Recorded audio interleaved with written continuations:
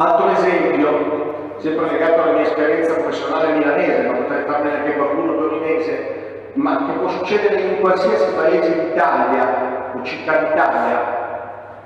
Si cerca un latitante che non si trova mai. Come lo trova la Polizia di Stato? Chiedendo alla Polizia locale di vedere la banca dati delle sanzioni. Verifica le sanzioni per divieto di sosta nell'ultimo anno, sapendo che è a Milano, circoscrive determinati quartieri, quindi limita la sua attività di osservazione e pedinamento non a tutta la città, ma a 2 isolati e lo prende. È un risultato investigativo alto, altissimo. Chi l'ha fatto? La Polizia locale. Magari ti sei fortunato, non importa. È gestione di informazioni. Dopo arrivo da te. Ne avete già tante.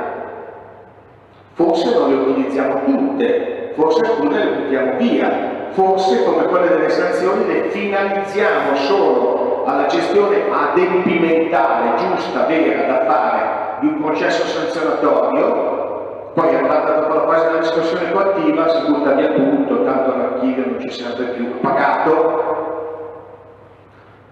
Finisce la fase procedimentale adempimentale, ma continua quella di tenuta delle informazioni. La differenza fra dati e informazioni sensibili e dati e informazioni non sensibili. Rileggere anche la normativa sulla privacy e verificare che cosa significhi gestire informazioni finalizzate alla sicurezza. Perché io, non per trovare un escamotage, ma vi dico convintamente che tutte queste informazioni sono finalizzate alla sicurezza e quindi conservabili a tempo indeterminato. Non è costosissimo dal punto di vista tecnologico. Poi arrivo da te, scusa, voglio solo finire un pensiero. Mi è piaciuto sentire riferimenti alla mappa del rischio, ma la mappa del rischio, strumento su cui si è lavorato già molti anni fa e ora esistono fortunatamente in commercio anche degli applicativi che consentono di farlo facilmente. La mappa del rischio utilizziamola con una prospettiva più ampia, non è solo la mappa del rischio degrado, è la mappa del rischio lato sensu, in senso più ampio.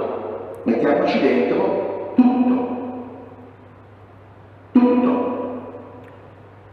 Qui a Verona, cioè qui vicino a voi a Verona, da anni si è fatto un esperimento interessante, secondo me è rimasto tra i pochi in Italia, fatto dai colleghi della Polizia locale.